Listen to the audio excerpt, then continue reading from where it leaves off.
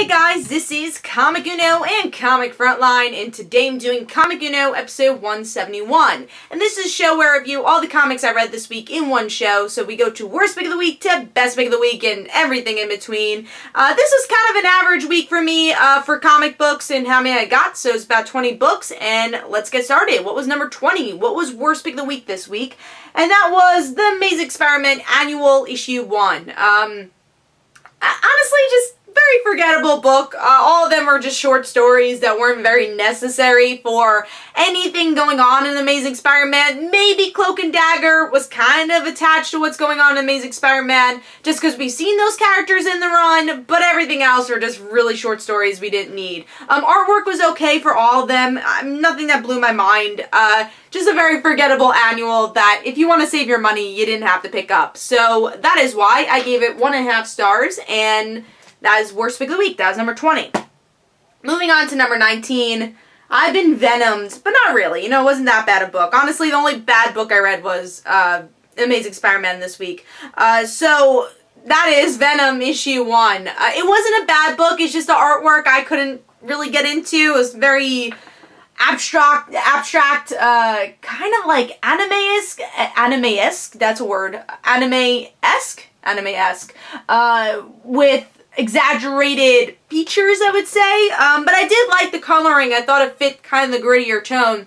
Now, the reason this is so low, though, is honestly because Civil War 2 or Guardians of the Galaxy not finishing before we actually get this book, because you're reading it, and I honestly thought this was going to be a Flash Thompson book. I thought we were going to read it, and Flash would be Venom, and something happens, or there would be another Venom with Flash. I thought he would be in the story.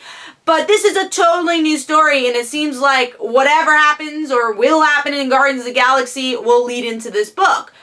But this book was released before Guardians ended, so you're getting only half the story, and that's a big problem reading it. I will also say, like, I wasn't fully attached to the character, but I like the concept of the book. I like that he is similar to Flash Thompson, but he's kind of, you know, the host is the character who is the bad guy. You know, it's hard to say bad guy or good guy, but the morally great character. And because of Flash, Venom is the good person here, which, if you don't know, the Venom symbiote kind of takes on the personality of the character, can kind of switch what it is, if it's good or evil, depending on the host and how long it's been on the host. So I thought that was an interesting concept and something different for Venom, which leads me to wanting to get the second issue, but some of the execution could have been better, and like I said, this book should have came out after Guardians of the Galaxy, or finding out what happens to Flash Thompson and why he's not Venom anymore. So Venom issue 1 for me gets 2.5 stars, but I will get the second issue to see where it goes. But let's start talking about number 18, a book I'm surprised is so low, because I usually like it, but I couldn't get into this issue, and that is the Mighty Thor issue 13. Artwork is pretty good. It's not the same artist, but I like it. I did enjoy the artwork. Coloring was good. Nothing that blew my mind, but it was good artwork overall. And the story opens up really, really emotionally, where we get to see Jane helping out someone else who has breast cancer or some sort of cancer.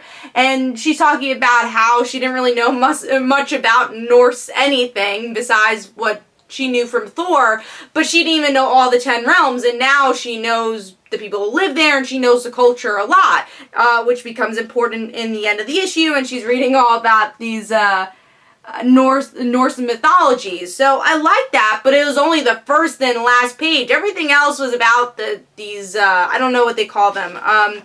Because again, I'm not a huge Thor fan, so this is more of me being a new reader of reading Thor, but she brings this team together. I'm sure it's something that's been in Thor before, the way we read it, and she brings the team together to help the realms, and that's kind of the issue. I personally am not into the Thor mythology as much, so I didn't get a lot of anything reading these other characters, and for me, this issue didn't make me fans of any of these other characters besides maybe Roz, because we knew her in, like, Lady Sif, but other than that, like, I didn't really care about the team forming, and that's why this is a bit lower for me. A lot of the issue is kind of boring for me personally, but we'll see where it goes. So Mighty Thor issue 13 gets 2.5 stars, and that is number believe 18. Let's see. I think we're up to number 17 now. We are. Number 17, not a bad book, but just kind of exhausting because it's like the same thing happening over and over again. And it's called Titans, but it's a Wally West book in a lot of ways. So Titans issue 5 is my number 17 because it's very similar to what we've gotten. So it's Wally running really fast, trying to help his friends, trying to help his loved ones, and he disappears from the timeline again. So I'm guessing it's right when Linda is about to say, "Oh my God, I remember you, Wally," and he disappears. I mean, the whole issue is him running, trying to save his friends, and the problem I have with this, if this was like issue 1 or issue 2, I'd be like, alright, cool, you know, we haven't gotten a lot from Wally. But this is a Titans book, and I feel like it's too Wally-driven. This should be a Wally West book, and not a Titans book then. And also, again, like I said, it's very repetitive of what we've seen before, and there's nothing new really added to the table. So that is why I give Titans issue 5 2.5 stars, and that was number 17. Moving on to number 16, which is Civil War II, issue 7. Another book that is just kind of repetitive and not needed. It's just expanding the story more than we need it to be. Because in this issue, it's Iron Man and Captain Marvel finally going face to face and the build up to that. So Ulysses is having visions of Old Man Logan saying that Carol was pushed too far, so now she's gonna battle with Iron Man.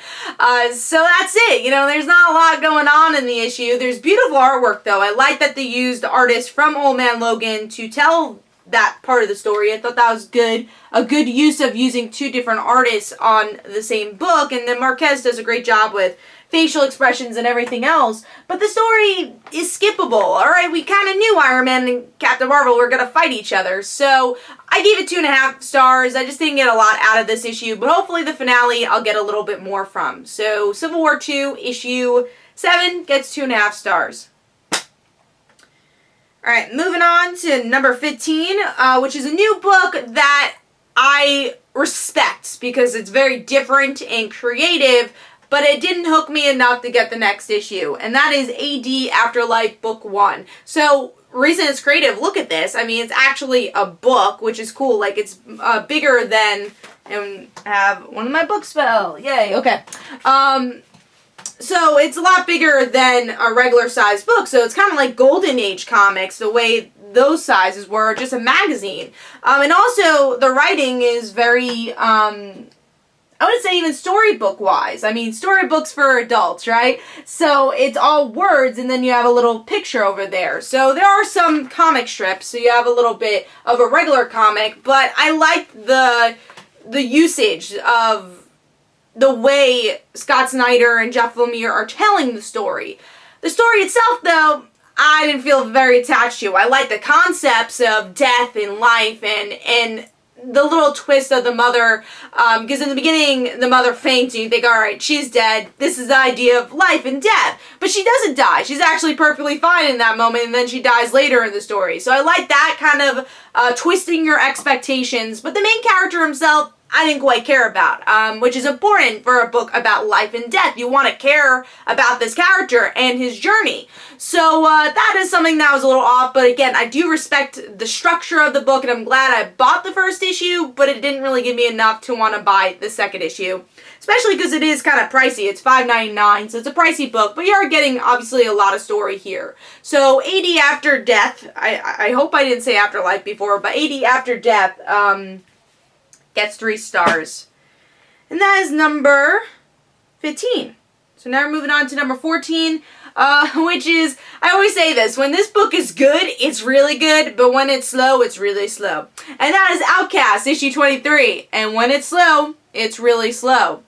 So, I mean, we get some character moments here of the police officer understanding this world of Outcast a little bit more, understanding that, not Kyle, I always call him Kyle, Kyle, Kyle's main character, because I always get confused with the husband. I always call him Mark for some reason. The longest time I was calling him Mark. Kyle, our main character, is an outcast, and he understands that he's not a bad person. Even Megan's husband, Mark, who has never really liked Kyle that much, is starting to understand, all right, he's not a bad guy either. There's just something weird happening. And you see even their lives being kind of torn from that. And now they captured the devil himself, and we'll see where that goes. So again, like, the story definitely picks up a little bit more than we've seen, but it's still kind of a slow burn. And they even mention it in the end of the issue and saying, oh, we know it's been a slow burn, but don't worry, it's going to pick up real fast, which I'm sure it will. When this book really does pick up, it picks up and has some interesting story. But it's been a slow burn for a couple issues now. I guess because they're just leading into the next, leading into issue 25, where it's going to blow up and, things are going to happen, and then we're going to have a hiatus, knowing Image. So Outcast issue 23 gets 3 stars. Not a bad issue, but wanted a little bit more from it. Moving on to number 13, which is Star Wars issue 25, which was a fun adventure. I mean, it's kind of the same thing over and over again, but still fun. It's Luke, Princess Leia, and Han. They're going against not Han Solo. They're going up against Darth Vader. And, there's some interesting action moments, some cool character moments, too. Nothing that blew my mind. Artwork's okay, but it picked up a little bit more this issue than previous issues. So Star Wars issue 25, for me, gets 3 stars. Alright, so we're moving on to number 12, which is Grimm Fairy Tales Genesis Heroes Rising issue 1, which is a one-shot from Zenescope, and I liked it. I thought it was a good sample book. If you never knew anything about these characters, you want to see what's coming up, it's little mini stories of, alright, what's Robin Hood up to? What's Helsing up to? And all the stories were pretty good. There wasn't any bad stories that bored me, so I gave it 3 stars. There was also not, like, a really memorable story, but I enjoyed the issues, so I gave it 3 stars. Alright, so now we are moving on to number 11, which is Prowler, issue 2. A book I did convert to go digitally right now, but I like the artwork a little bit more here. I thought the facial expressions were good. I love that Julie Carpenter is back, just in a story. And I like her connection with Madam Web here. The rest of the story is a little slow, though. I still don't know if it's really hooking me to say, yes, we need more Prowler.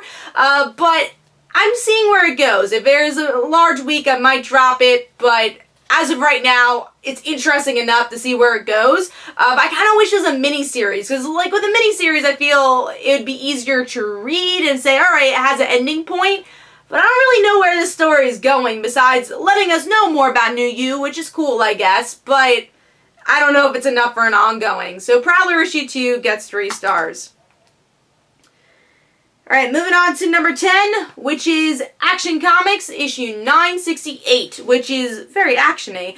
So this issue, it's the person, I don't remember his name, but this monster creature saying, hey, Lex Luthor is going to kill the world and become the next apocalypse. And Superman's just trying to figure out, who is this guy? Is he right? Is he not? And it's Lois looking in the distance with this other Clark Kent saying, oh my god, what's going on? Like, I want to know the story as a reporter, but that's my husband and my son's on the edge of a building and I need to tell him not to do anything without saying that's my son. And this Clark Kent knowing that I'm related to these people. And then we get a darker side of this new Clark where he says, hey, if Lex Luthor is destined to be a killer, or in some future to be a killer, kill him. We have that power. So now Clark, or our Clark, has a dilemma, a moral dilemma, which will be interesting. So like I said, this issue is mostly action-y, so it's a bit of a slower issue, but there are some interesting character moments between Lois and Clark's figuring out his moral, or our Clark, or Superman, figuring out his moral code here. What does he do? He doesn't like Lex, but at the same time, he doesn't deserve to die for something he hasn't done. Kind of similar to Civil War 2. Anyways, at least the themes of it. So I gave it 3 stars. Again, did it blow me away? No. The artwork was good, but it was a bit slow, the issue, but it was still an interesting issue that I think is worth picking up. So, Action Comics issue 968 gets 3 stars. Alright, so now we are moving on to number 9, which is Teen Titans issue 2, which I do think this was also a little bit slower than issue 1. I do think we got a little bit more character development in issue 1, but this is still a fun issue of the Teen Titans figuring out, hey, this is the son of Batman, but also the son of Ra's al Ghul, and these assassins going on to kill them. So it's still building up the trust of the Teen Titans with great artwork that I think fits the tone of this book. So I gave it 3.5 stars. Fun story, and we will see where it goes. That is number 9, I believe. Alright, so now we're moving on to number 8, which is a book I've been really enjoying, and that is Snotgirl, issue 4. And with this issue, you know, we're still digging into the mystery. Once again, a little slower than what we've been getting with the mystery, but it's Snotgirl figuring out if she killed Cool Girl or not, and changing her medicine, trying to figure out maybe it's her medicine that's making her mind a little cloudy, and we find out maybe she really did kill Cool Girl. It's still, as an audience member, you're going along with the ride with Snotgirl here. You don't know if she killed Cool Girl or if Cool Girl even exists or what's going on. And I love that, and I say this with every issue, I love that on the surface, this book seems very surface. You know, it feels like, oh, well, she's a very two-dimensional character. But actually, what makes it so interesting is that on the surface, it's a surface character, but really it's a psychologically driven story. You know, figuring out what actually happened in her mind is also, I guess, digging into the psychology of a world where you're a social media star, and, you know, what your self-identity is at that point, how you interact with people. So, Snotgirl for me gets 3.5 stars. Again, it was a little slower than, you know, previous issues, but still a really interesting book. So, that is number 8, and then I gave that 3.5 stars.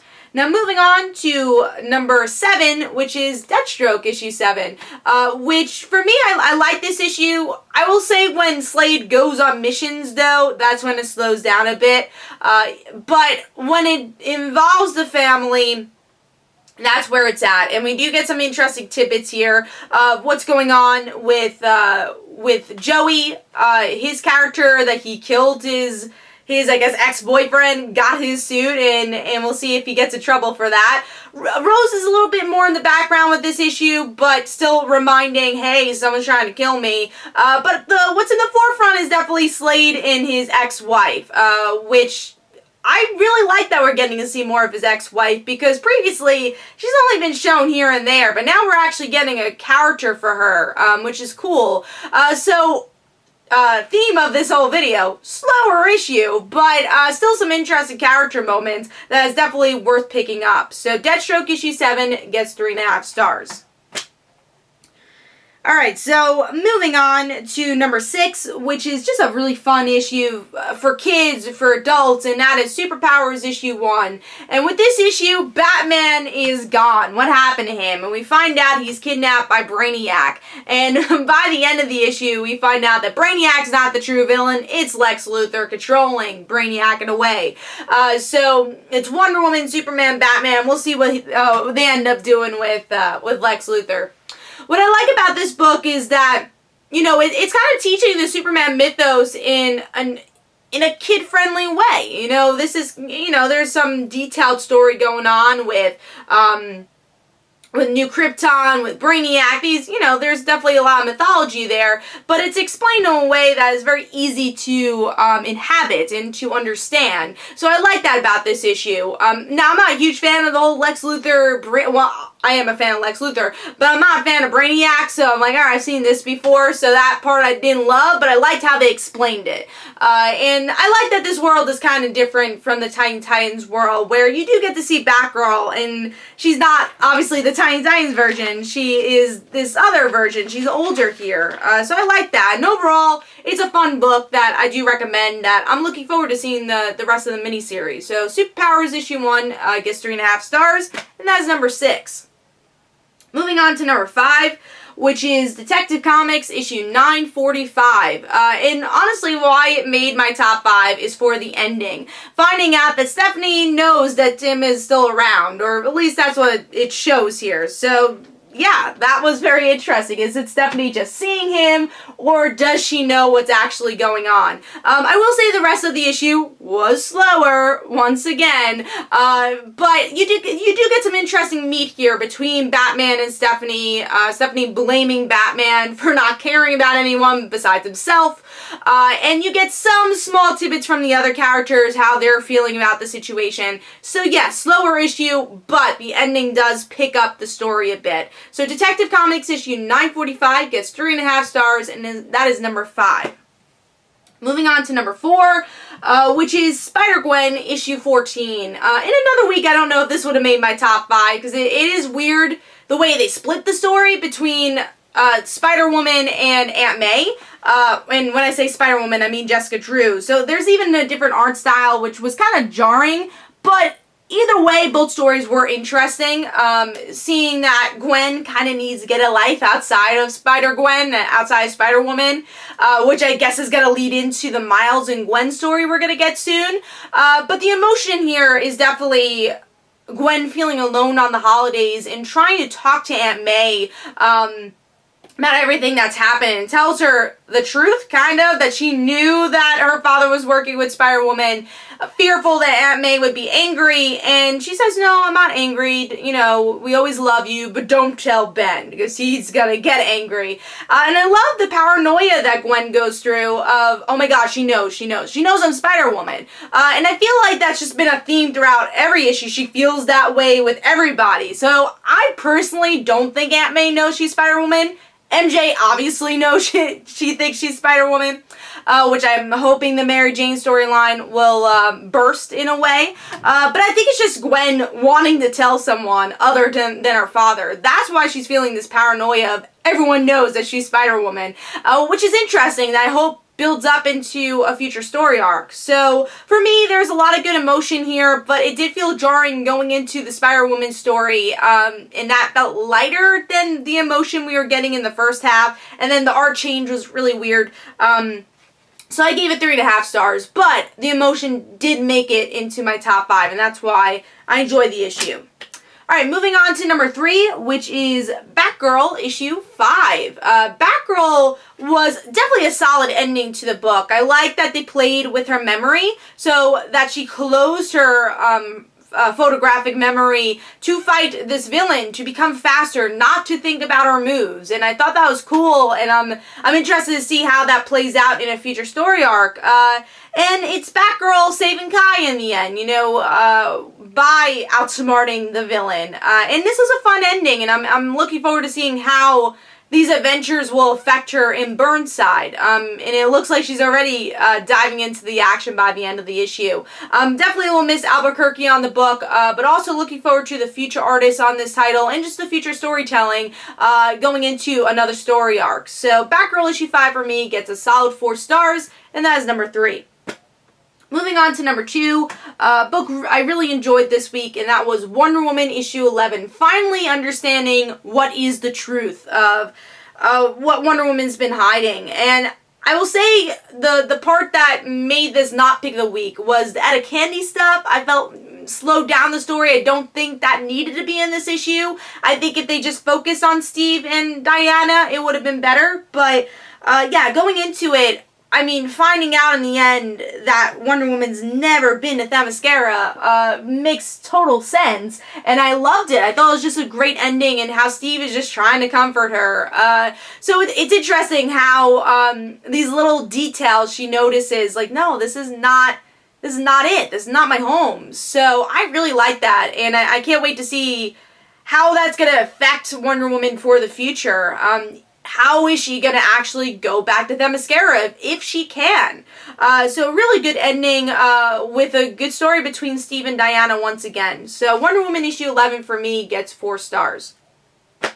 Moving on to pick of the week, I will say, just disclaimer also, this was kind of a mediocre week for me, but I will say I enjoyed the most, probably Wonder Woman and this title, but nothing over 4 stars. I was a little disappointed, but let's get into pick of the week, which was Empress issue 7. Definitely the best book I read this week, because even though Empress was really slow, a very slow build-up, it hadn't really made my top 5, always was like in the middle of my pull, made my top 5, made my pick of the week this week because we finally learn about our main character more, that she's a badass. She, you know, we're always deceived that, oh, she was just a waitress when she met the Emperor, and we find out she was actually this wrestler, and she's able to kill her ex-husband, and it was a really interesting character issue, again, learning more about our main character, having that badass scene defeating her ex-husband, and it was just a really good way to end this book and get us excited for the second part of this story. Even a good character story with the main character's daughter, where she fully believes that her father is a good person and learns no he's not, and now she becomes emperor and uses that power to kill the soldiers and allows them to go away and start their new family. So I really like this issue, learning about the characters, having some great action moments, and this was definitely the best issue I read this week. So Empress issue 7 gets 4 stars. I will say it's a little pricey, so that's why I didn't give it 4.5 stars, and it took a while to get to this build up. But really well done issue, so I do recommend Empress issue 7. So hopefully you guys enjoyed. This is Comic Don't forget to follow me on Twitter. Don't forget to like my Facebook page. Also, description below, there are links to my comic book, Like Father, Like Daughter. So don't forget to like the Facebook page of Like Father, Like Daughter. Let me know in the comments below what was your worst pick of the week, what was your best pick of the week, and everything in between. And of course, I'll have Comic episode next week. So hopefully you guys enjoyed, and I'll see you guys later. Bye.